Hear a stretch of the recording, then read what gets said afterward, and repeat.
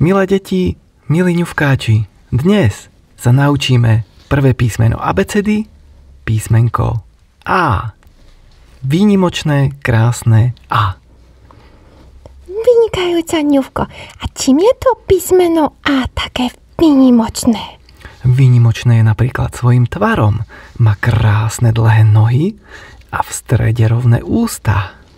Jej, ako keby sa na nás usmievalo. Presne tak. A to nie je všetko.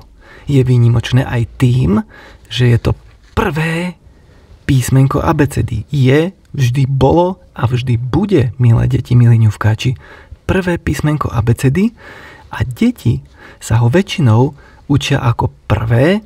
Tie šikovnejšie deti sa ho naučia za pomoci pani učiteľiek, pánov učiteľov, za pomoci svojich rodičov, už dokonca aj v škôlke. Ňufko, ja by som sa to písmenko chcela naučiť už teraz. Poďme na to, ňufinka, poďme na to. Takže, veľké tlačené A vyzerá takto. Vyzerá ako striežka a má v strede rovné ústa. A malé tlačené A vyzerá ako slzička, bublinka so slučkou. No, počkaj, ňufko, ty si teraz povedal, že to písmeno je tlačené.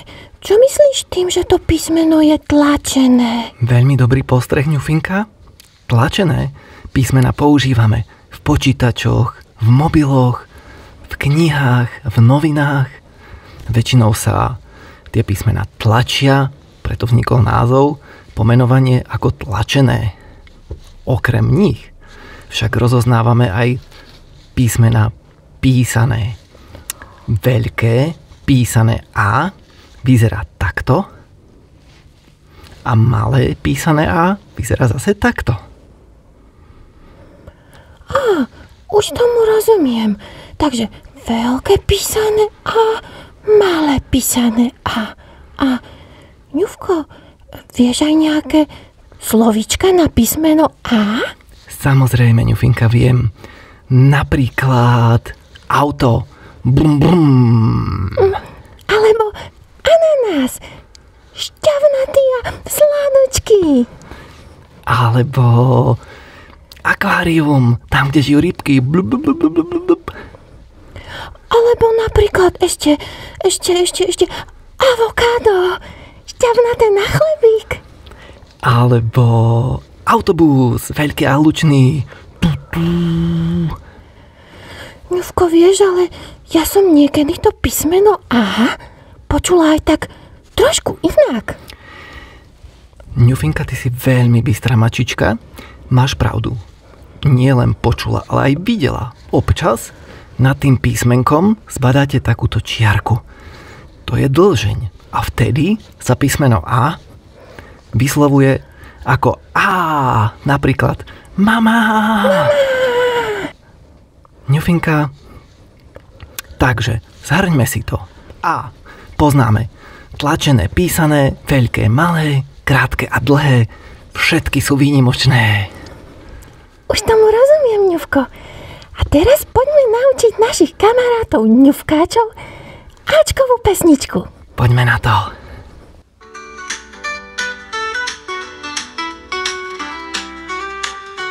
A je ako striežka v tráve, auto pod ňou spinká práve.